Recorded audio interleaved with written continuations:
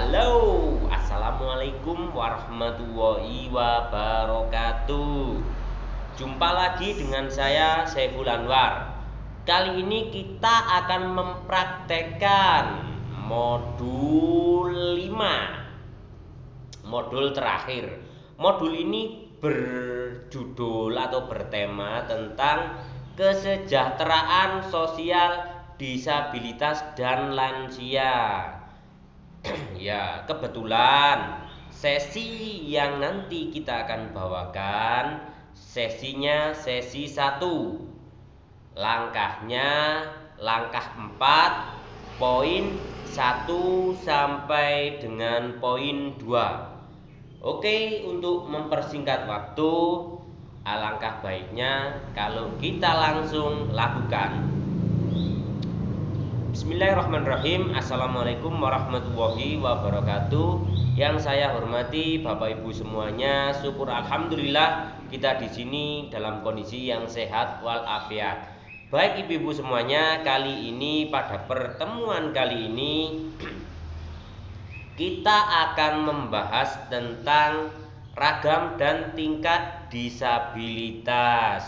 Sebelumnya di sebelumnya, di pertemuan yang sebelumnya kan sudah disebutkan disabilitas. Apa itu disabilitas, Bu? Ya, benar sekali. Disabilitas adalah setiap orang yang mengalami keterbatasan fisik, intelektual, mental, ataupun sensorik dalam jangka waktu yang lama yang dalam interaksi dengan lingkungan dapat mengalami hambatan dan kesulitan untuk berpartisipasi secara utuh dan efektif dalam negara.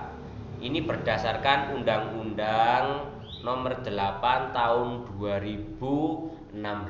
Itu pengertian disabilitas. Baik ibu-ibu semuanya, ibu-ibu semuanya, kalau bawa buku pintar, jenengan buka halaman 6. Kalau tidak bawa buku pintar, ini di flipchart ada jenis-jenis disabilitas. Oke ibu-ibu, disabilitas yang pertama, gambarnya jelas Bu nggih? Semuanya jelas gambarnya? Ya, alhamdulillah ya kalau jelas. Disabilitas yang pertama ini bisa di buku pintar, bisa ditunjukkan dengan disabilitas fisik. Nah, ini ada gambarnya orang yang memakai tongkat dan tidak ada kakinya. Ini yang dinamakan disabilitas fisik. Berarti disabilitas fisik itu orang yang tidak mempunyai bagian-bagian tubuh tertentu. Bisa tangan, bisa kaki, bisa tangan dan kaki, atau bisa tidak punya tangan dan tidak punya kaki. Nggih, paham nggih Bu? Ini namanya disabilitas fisik. Oke Bu, untuk yang kedua di sini ada gambar mata. Di sini disebutkan disabilitas netra ya. Jadi penglihatannya tidak normal.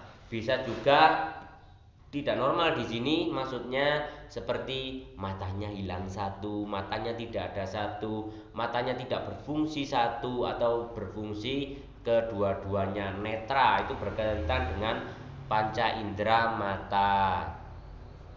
Dan yang selanjutnya di sebelahnya ini ada disabilitas rungu dan wicara. Ini ada gambarnya telinga.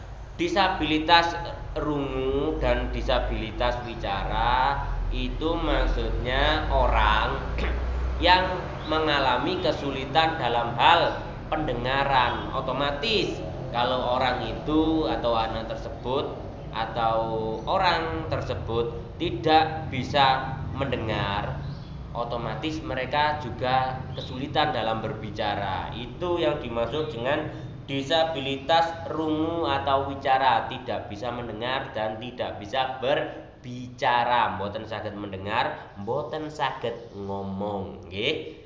Yang selanjutnya adalah disabilitas intelektual. Down syndrome. Disabilitas intelektual ini maksudnya orang yang punya keterbatasan dalam pemahaman pemikiran. Kalau istilahnya sekarang niku rodok kendo. Lek ni nun sewu nggih, kalau di bahasa sing lebih anunya lagi niki tiang rodok goblok ngoten lho Bu. Kendo, lari-lari kendo ngoten lho. Niku namanya disabilitas intelektual. Idiot kan. Niku mungkin niku. Yang selanjutnya ada disabilitas yang ini Bu, yang tengah, yang gambar anak menendang-mendang, ini namanya disabilitas mental, anak-anak hiperaktif. Namanya mental nggih, saged nggih jenengan pahami jiwa nggih. Berarti ini jiwa, ini perilaku kejiwaan seperti hiperaktif niku senengane pencolot rene, kelakuannya niku aktif. Ngoten lho Bu, namine hiperaktif nggih. Paham nggih Bu jenengan tentang jenis-jenis disabilitas niki? Paham?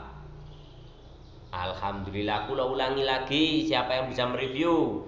Oke, yang pertama disabilitas fisik bener. Yang kedua disabilitas netral, alhamdulillah bener. Yang nomor 3 disabilitas rungu atau wicara, bener. Yang nomor 4 Bu, napa-napa? Nggih, disabilitas intelektual. Yang nomor 5 disabilitas mental, ada hiperaktif. Nggih Bu. Jenengan pun paham jenis-jenis disabilitas. Sekarang jenengan lek niti yang disabilitas niku Bu nggih, ndik jaraken. Mboten ndik jaraken, ndik telantarkan. Niku berbahaya Bu. Berbahaya pada diri mereka sendiri dan juga orang lain. Lek ne tiang-tiang disabilitas wau niku tidak didukung dengan lingkungan, mereka akan merasa rendah diri, sensitif, dedek ngamukan. Karena merasa apa? Merasa tidak diperhatikan dan tidak bersemangat. Aduh, janjane awak wis cacat. Ya wis ngene ae, malih ngoten lho, Bu. Nggih. Dan tidak semangat dalam menjalani hidup, nggih wis malih klentang-klentung, saonone, sensitif, ana omongan titik padahal tidak ngerasani, misalnya contohnya nggih, malih terasa ngerasani. Nggih Bu. Nah, sakniki jenengan buka lagi halaman 6 sing wau. Sing dimaksud disabilitas berat niku niki. Kalau kita buka flipchartnya, ini yang dimaksud dengan disabilitas berat. Disabilitas berat niku adalah penyandang disabilitas yang berat tidak dapat melakukan aktivitasnya sehari-hari atau sepanjang hidupnya tergantung dan tidak mampu menghidupinya sendiri. Itu yang dinamakan disabilitas berat. Jadi disabilitas berat itu adalah orang yang bergantung seumur hidupnya kepada orang lain. Paham nggih? Paham? Alhamdulillah. Jadi napa? Orang disabilitas berat orang yang selalu bergantung pada orang lain sepanjang hidupnya dan karena tidak bisa memenuhi keinginan sehari-hari. Kalau di sini digambarkan seumur hidup ada di atas kasur atau di atas ranjang. Nggih Bu, sampun dari saya, kurang lebihnya mohon maaf. Wassalamualaikum warahmatullahi wabarakatuh.